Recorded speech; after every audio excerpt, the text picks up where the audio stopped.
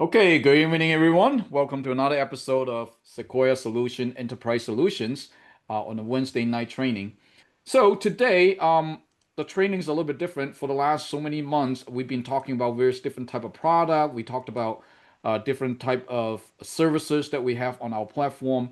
They're all good. Okay, I see a lot of people are already utilizing those to benefit themselves. Hey, at the bottom the bottom line is that you can know everything you need to know about commercial lending, but if you do not make a penny out of it, what good is it? So we encourage everybody utilize this knowledge. So knowledge, we have what we have potential. Well, my background is engineering, right? So in engineering we talk about energy. There are two type of energy. You have something called potential energy, and you have something called kinetic energy. Potential energy means that hey, you have the potential to do something, but it's not happening. It has the potential to do it. Kinetic energy is how you convert a potential energy into action that actually produce results. So that is what it counts. So with us, we have a lot of knowledge. Okay, you have knowledge, but knowledge will not get you anywhere. You need experience.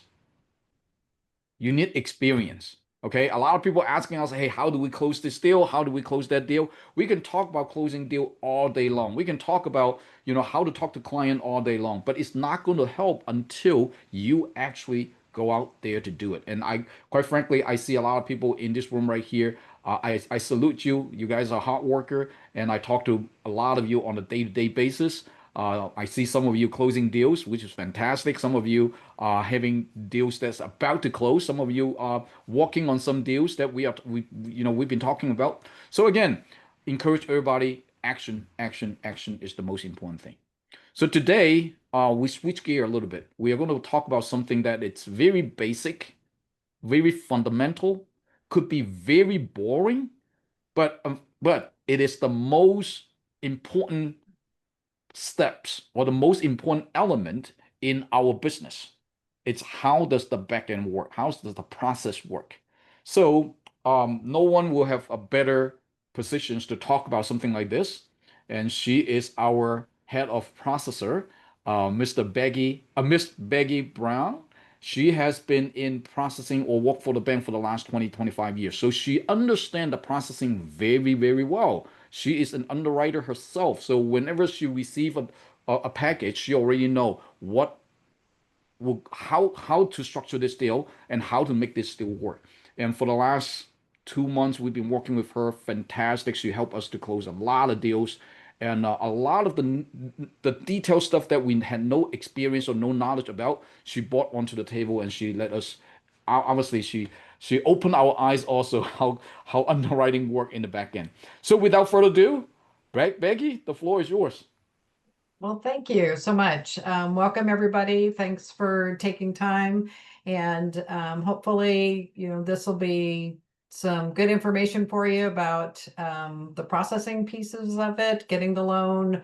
You've got them in the door. What are we going to do next? And let's get that loan closed because you're right. We can't make any money if we don't close that loan. So we're going to work together to make that happen. And so I welcome the opportunity to talk through that process a little bit and give you a few tools that hopefully will make it easier for you. So with that, let's just kind of walk through the process. And there we go. Okay, so um, it is a basic type thing or a simple type thing, but it also can be very um, complex at times when certain things are requested. And it's also a living, breathing part of the loan. So let's look at what we can do for making it as simple as possible. So I want to talk a little bit about file flow. I want to talk about a checklist that we've put together that maybe will help you and your clients. Um, Put that in framework of whether you want to do hands-on or hands-off as far as your files, and then encouraging the clients to move forward, acting as not only the champion for them, but the champion for the loan. Sometimes they get pulled into other things that are happening in their lives and they just need your help in getting that momentum forward and getting that loan closed. So we'll kind of touch a little bit on all of those pieces. Um, so the very first thing, it's almost ties into what Alan was talking about as far as the kinetic in engineering. I am not an engineer at all. To me, an engineer is somebody who drives a train. That's about as much engineer as I know, which is not what he does. Although I feel like he drives the train. Um, but the file flow has a natural flow to it. When the documents come in, they're evaluated, they're categorized, and as one of the things that we do in kind of the back office is making sure that flow keeps going, which is sometimes you'll see us reach out to you multiple times just to see how things are going and if you have an expectation as to when something might be coming in, not just to make you read another email, but to really keep that flow, have you be aware that that file is at top of mind for us and that we want to see that come to fruition for you. If you have a time frame that your client is working with and they're saying, okay, I'm going on vacation next week, I won't get you any documents till the following week, it's okay to tell us that. And then we set up our calendar and we keep the flow going. So that's perfectly fine. So just understanding that there is a flow to a file, there is an energy that needs to see it from beginning to end, and we count on you a lot for that, to give us that feedback if you know something's happening with your client so we can adjust accordingly. Um, so the welcome checklist, and we'll get into the detailed pieces of it here pretty quick. It's just going to be a tool that you can refer to, or you can send the link off to your clients so they have something that you can use as a common language to talk to them. Um, because we know that making sure that you're asking for things that the file needs, no more than what the file needs, and that they're understanding what we're asking for. So that's what really the purpose of the welcome checklist is, to go through and look at that file flow and put it in terms of the documentation and how we can get that loan to closing for you, and as quickly as possible. So this is just a business purpose real estate. It's just really an introduction for them. They'll have this in that tool that you can send them so they know why they've got it. It's got Sequoia's name on it. So it's going to help them keep us top of mind, which means keeping you top of mind in order to get the loan closed. So this is something that all of you are doing already, which this is just an introduction to them, to understanding that you're submitting a scenario that gives us details, and we find that right deal for you. And finding that deal is also tied to what that particular lender is going to require for documentation.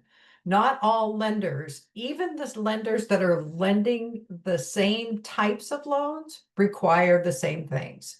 So there might be some subtle differences that we need to make sure that we capture right up front.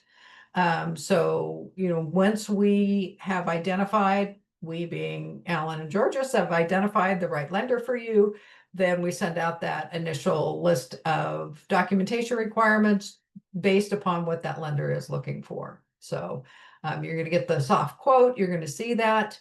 And then we want to really encourage the use of our current portal, which is Titan. So you'll hear, if I've talked to you on the phone, or I send you an email with a link, or Alan send out links, there are links to this Titan portal that allows us to collect information and documents and everything.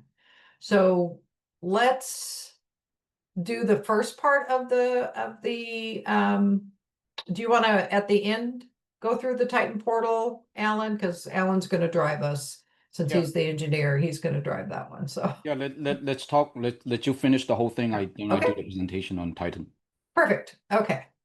So, so the basic documents, there's an application involved in whether it is the lender's application or one of our basic applications. It gathers the information that, is pretty standard for every lender, whether the person is borrowing as an individual or they are borrowing as a guarantor towards an entity.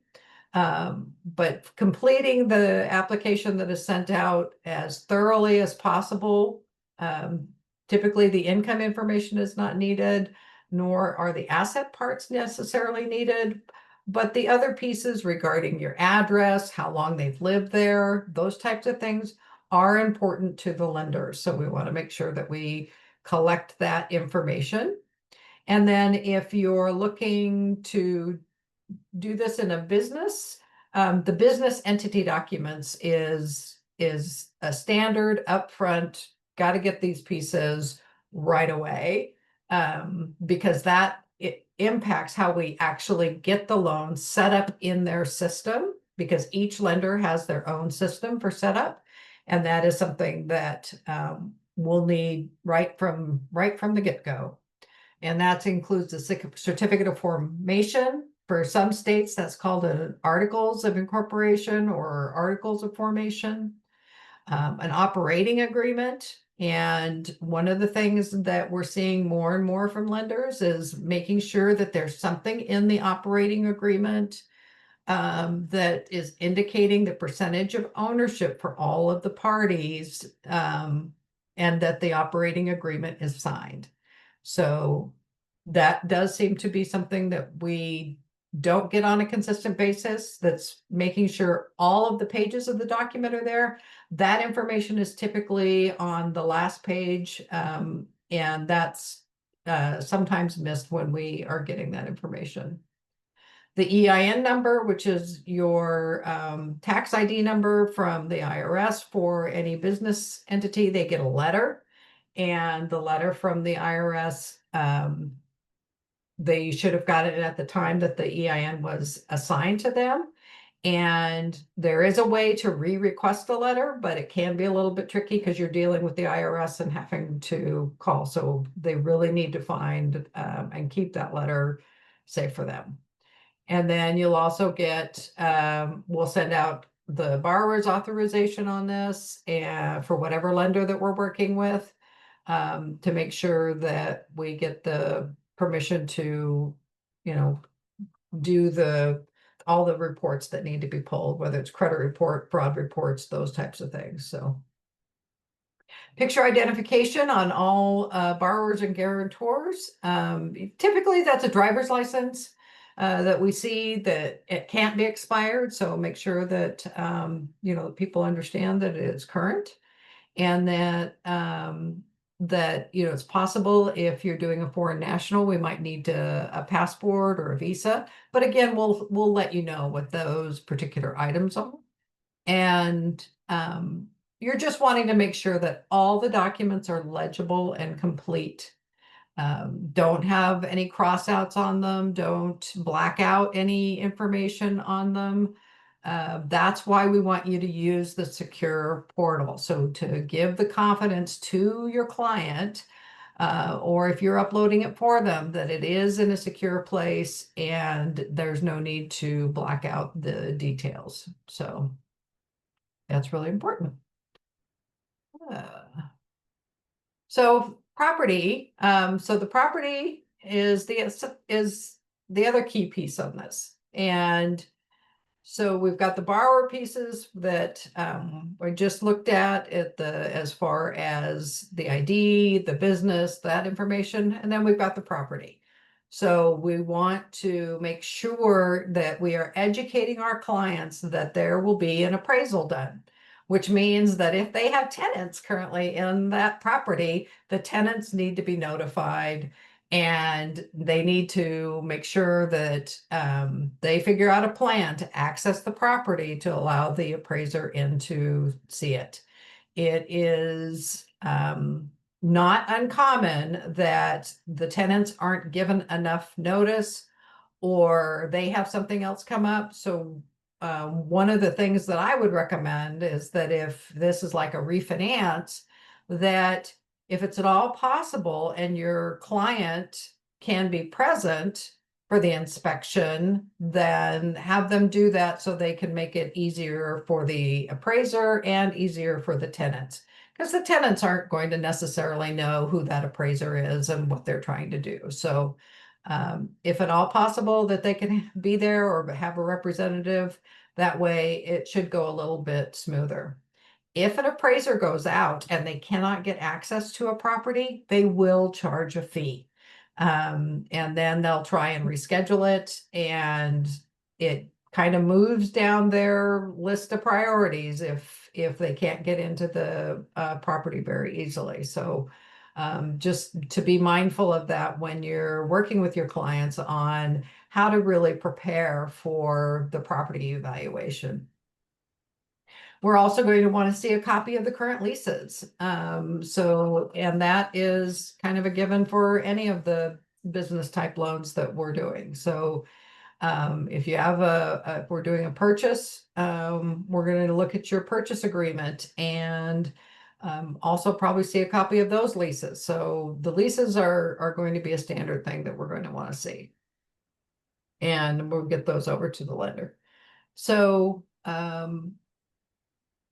what you want to also make sure is understanding that the appraisal itself, once the appraiser goes out and inspects the property, that's only a portion of the job that he or she has to do. They have to go out and find similar properties, do a comparable analysis. There's a write-up that has to be done and everything. So just because they've inspected a property doesn't mean that the report will be available the next day. We have to give them time to do their work.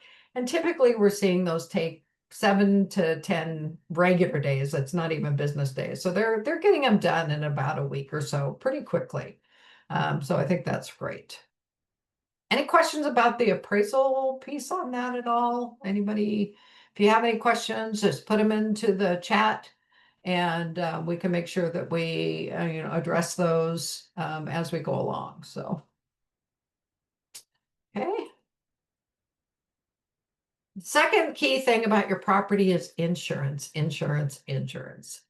Insurance is required on all of the properties. So if it's a purchase, they need to start shopping right away.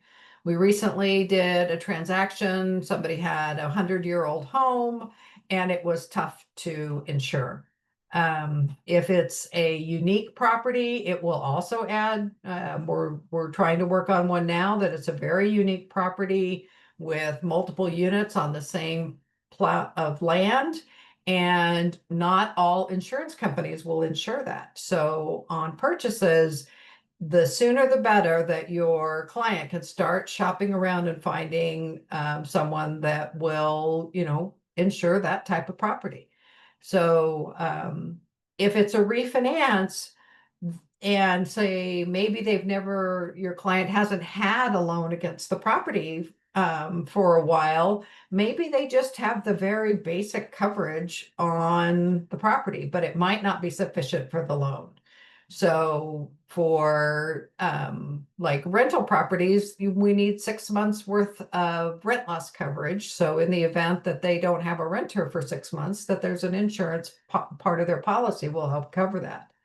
So if you want to, like I say, kind of delve into this, this is a good place to start is if you have a really good relationship with your current homeowner's insurance agent.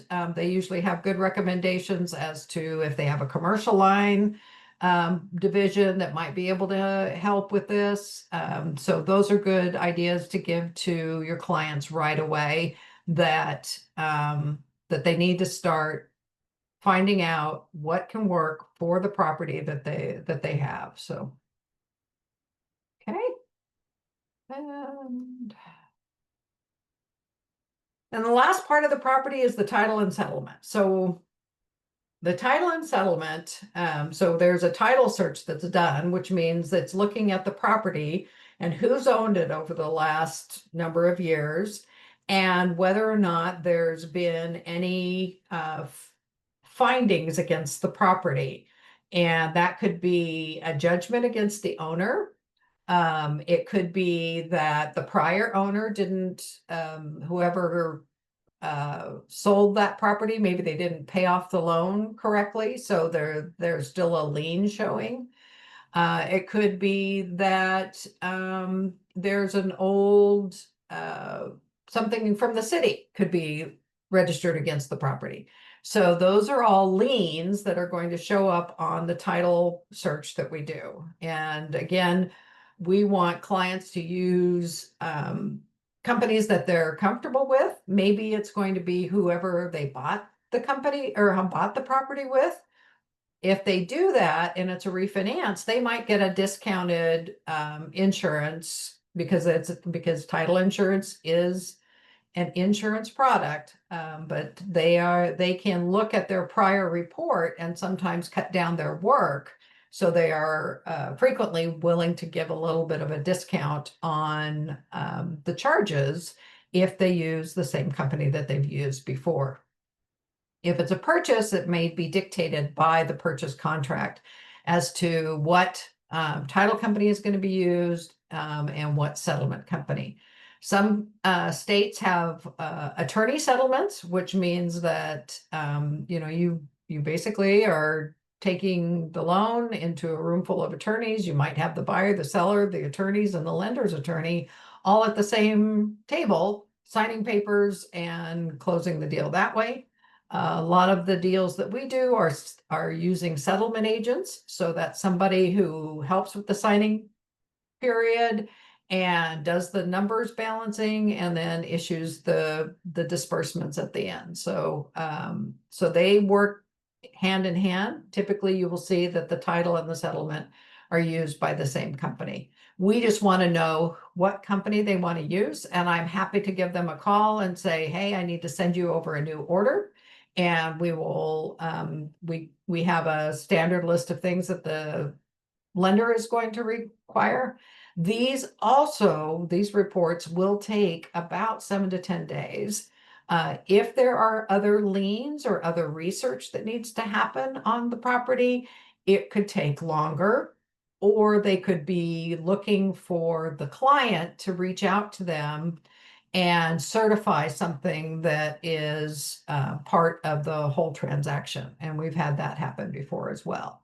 So so this is one, again, educating your clients and making sure that they understand that, this isn't something that happens overnight. So when we're looking for a name or a company who they want to use for every, few days that's delayed, that will certainly add to the length of time that it takes to close and get the documents back. So, okay.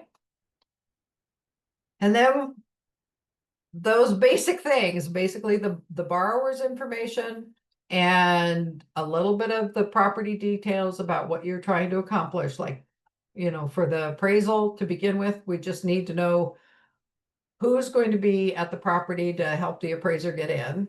And then for title settlement, we just need to know what company you want to use. And then we package up the very beginning pieces and get that off to the lender. Most of the time, lenders have follow-up questions. Just as I'm presenting this information to you, I'm presenting it in the way that it makes sense to me. And you may interpret something different than what I am saying. It's the same thing with the lender. You're not even talking face to face. You're doing it all through documentation or emails or notes or whatever. So it is very common for lenders to ask follow-up questions. So what about this? What about this? I prefer that the lenders ask all the questions at once, but they don't work according to the way I want them to work. They work the way that suits them best. So there may be times that I send you a note saying, hey, the lender's asking about this. And once they hear about that, it's either going to answer the question or it's going to make them ask another question. So just let you know that when you see those notes come from me that the lender is asking about something or you're CC'd on something for your client, I try to get the note in there that they need to respond as soon as possible that the lender's asking. And that just means that the lender can't make a decision until they get some additional clarity. So that's what we're looking for. So once they have enough clarity, then they will issue an approval, and any of the conditions that come through with that. And any of the conditions that are on a file, I look at those. I make sure that I understand them so I can relay those on and ask for the correct documentation to clear those conditions. And just understanding that once you provide a piece of documentation, it doesn't mean that the lender can't ask for more.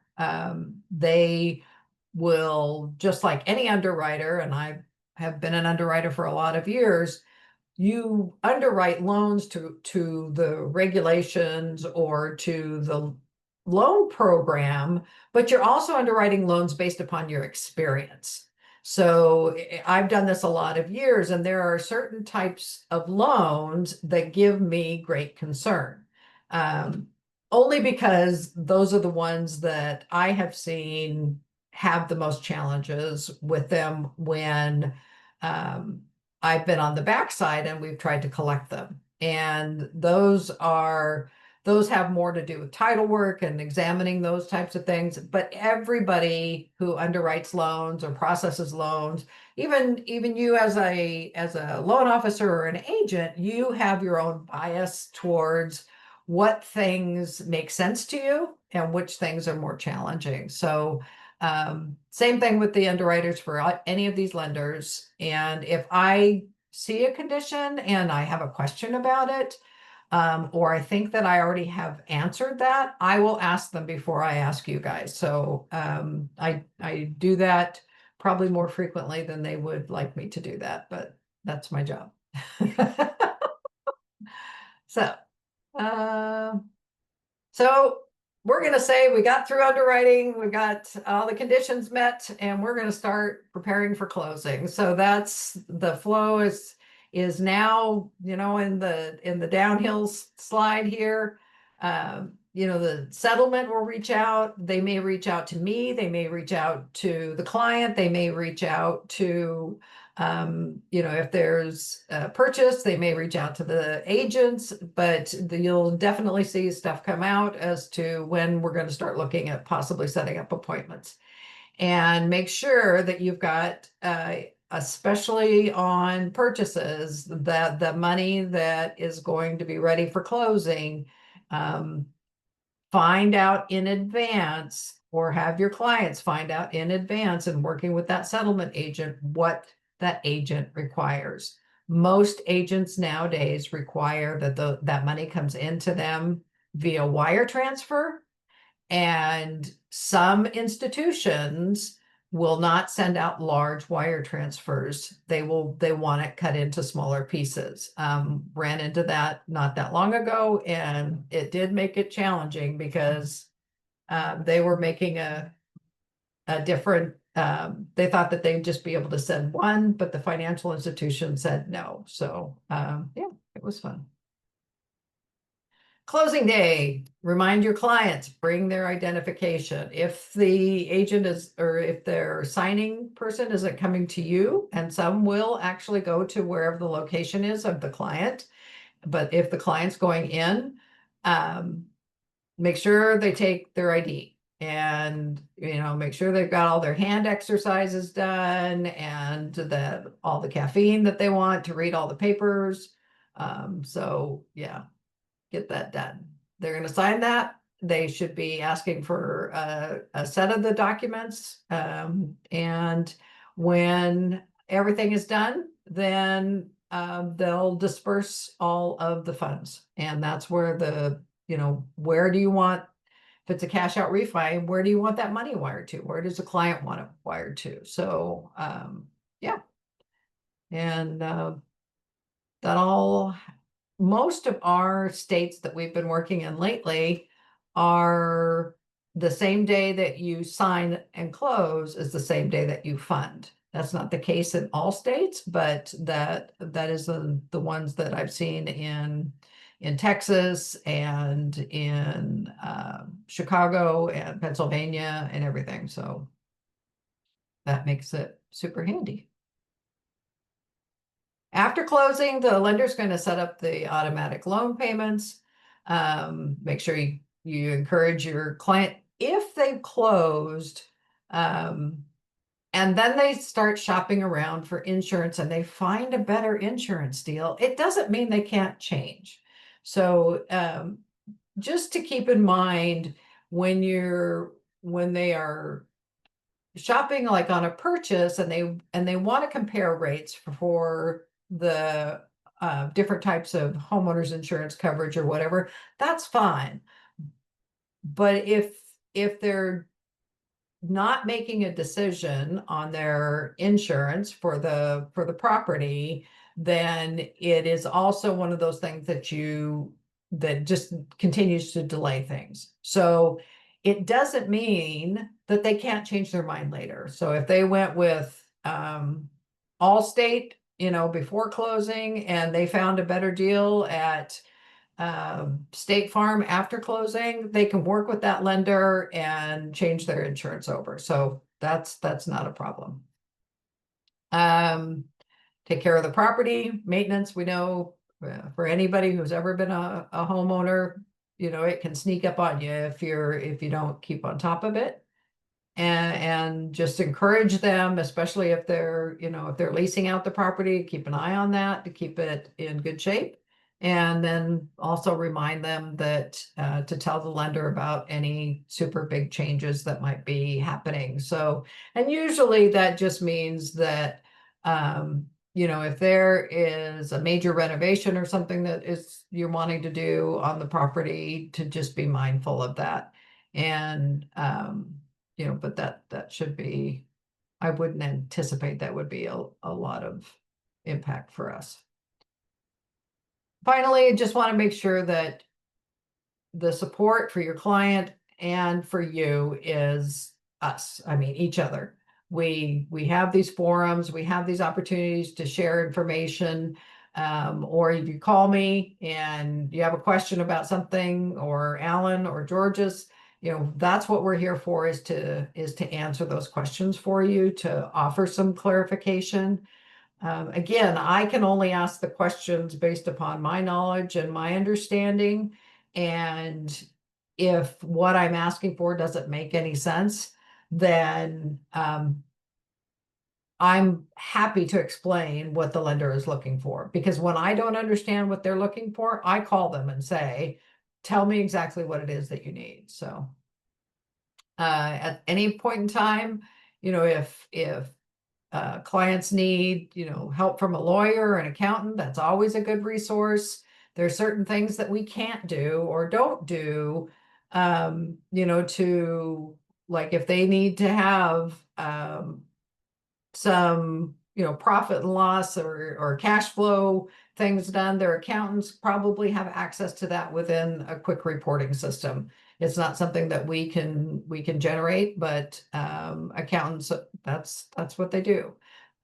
We had a recent situation where an old lien was on title, and the client's attorney had helped them when they acquired the property, and he knew right about it and gave us the information that we needed. So they called him, and he reached out to me, and we got that solved right away. So and then we're talking about business groups. The matter of fact, that was part of a call or a chat we were having earlier today. Is we know that there are groups out there like this group that allows us to network and build a better understanding of what we can offer, as well as the quickest and easiest ways to get things done. So and then just a few little questions. How long does it take?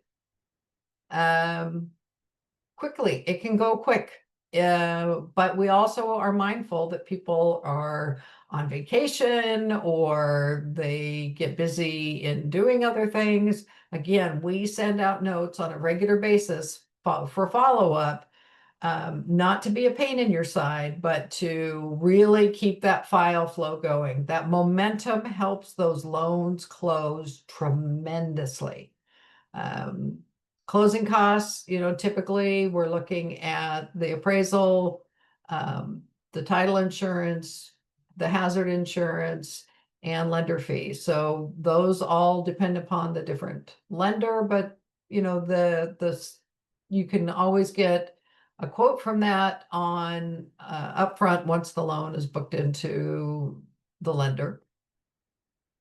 Down payment, if you're looking for a purchase, then yes, typically for a business loan, you're going to be looking at some form of down payment.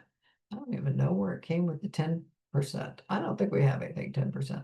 Anyway, collateral, the property, sometimes they'll want to cross collateralize a loan. Those are specialty loans, and Alan is the expert on the SBA loan. So if there's a big ask, they might be looking at, taking at least a partial interest in an additional property besides the subject property. And what if you're denied? What if the client is denied? Well, there might be another lender that can actually do it and will work out better because we learned something by going through the file to begin with. So now maybe we know a little bit more that would actually fit with a better lender. If it's a credit related, we actually have a credit service, and Alan can talk more about that as well, as that we have ways that we can look at, other solutions that might present themselves. So, and really just, it just takes it takes us in order to get through the file flow and get along the loan process, keep the momentum going so we can get to the end, get the accomplishment of what your client was looking for from the outset. So, and yeah, thanks. Okay, well, thank you so much, Becky, for your in-depth information.